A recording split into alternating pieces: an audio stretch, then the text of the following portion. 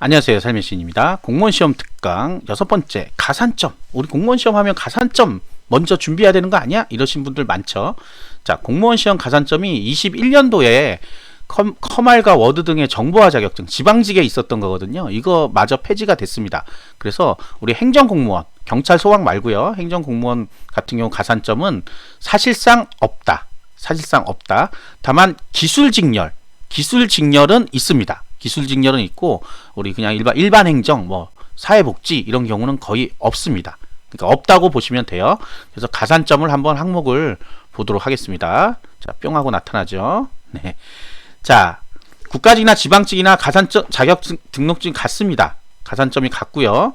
그래서 행정은 보시면 변호사, 변리사, 지방세, 세무는 변호사, 공인회계사, 세무사 합격하시고 9급, 7급 보시는 분들이 좀 있습니다. 그래서 요거는 세무 쪽은 받는다. 몇 프로 받냐? 5% 받습니다. 5%면 평균 5점이에요. 평균 5점. 네, 높은 거죠. 근데 세무사 따고 공무원 시험에 7급은 좀 많이 지원을 합니다. 근데 이제 9급 같은 경우는 그렇게까지 많이 지원하지는 않습니다. 자, 사회복지, 변호사. 자, 그냥 우리 국가직에도 있어요. 국가직도 좀 더 많습니다. 아, 이거 지방직이군요. 네, 국가직은 여기 위에. 네. 국가직 행정직렬은 별도로 이렇게 있습니다. 자, 여기서 주의할 게 있어요. 자, 우리가 없다고 그랬죠. 그런데 있는 것들이 있어요. 여기 고용노동은 직업상담사 2급이 있습니다. 직업상담사 2급 5% 가산이 돼요. 9급에 7급은 3%. 네, 평균 5점, 평균 3점, 7급은 3점, 9급은 5점입니다. 직업상담직 마찬가지로 직업상담사 2급이 2급 이상이 5%, 7급은 3%가 돼요. 요거는 일반적으로 따시는 가산점이기 때문에 이거는 가능한 가산점이에요. 그래서 행정직렬에 있는 게 고용노동하고 직업상담직. 이건 국가직입니다. 국가직. 지방직과 국가직 차이 처음에 보셨죠? 안 보신 분들은 처음 1번. 네, 1번 꼭 보고 오시고요. 네, 다른 겁니다. 자, 그 다음에 또 있는 게 뭐 있냐면 통계직의 사회조사 분석사 2급. 요게 있습니다. 나머지는 보시면 변호사, 공인회계사, 법무사, 세무사는 세무직도 되고 감사직도 돼요. 감사직은 보통 9급 안 뽑고 7급만 뽑거든요. 자, 그래서 5% 가산이 된다.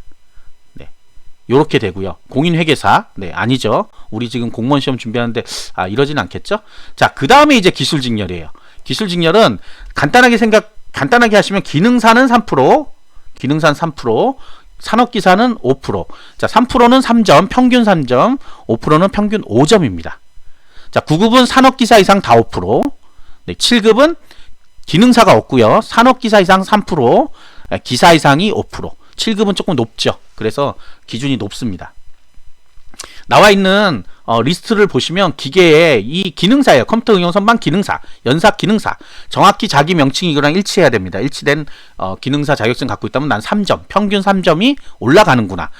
필기 합격자 발표할 때 가산점까지 같이 포함돼서 나옵니다. 근데 가산점을 안 주는 경우가 있어요. 뭐예요? 40점 미만 과락을 맞으면 주지 않습니다. 40점 미만은 무조건 탈락이에요. 그리고 어떤 분들은 내가 35점 맞았는데 5점이 플러스 되니까 40점. 그럼 난 과락이 아니구나. 과락입니다. 네, 원점수가 일단 35점, 그러니까 40점을 못 넘으면 무조건 과락이에요. 그래서 가산점도 주지 않습니다. 리스트는 이 시험 공고에 보통 붙어 있어요. 그래서 거기서 확인하시면 되고, 제 블로그 여기 위에 주소가 있긴 한데, 네, 와서 찾아서 보시면 됩니다. 가산점이라는 메뉴가 있어요.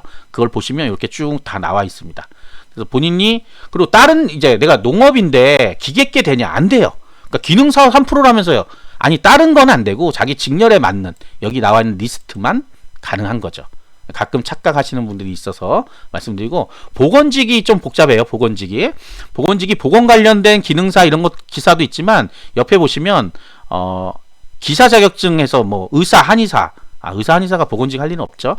네, 어쨌든 그렇고, 산업기사가 5%라 그랬죠. 5점. 그래서 임상병리사, 의무기록사, 방사선사 여기도 추가로 된다. 위생사, 영양사 다 가능합니다. 기능사는 보건교육사 3급이 가능하다. 보건직을 많이 문의가 와요. 그래서 그래요. 나머지는 좀 찾아보시면 될 것 같습니다. 그러니까 지금 다시 정리하자면, 일반 행정 쪽에는 아까 국가직에 뭐가 있다 그랬죠? 국가직에는 요 직업상담사 2급 요게 있고, 사회조사 분석사 2급 요게 있고요. 그 다음에 변호사, 변리사 뭐 이런 거예요. 그 다음에 세무사.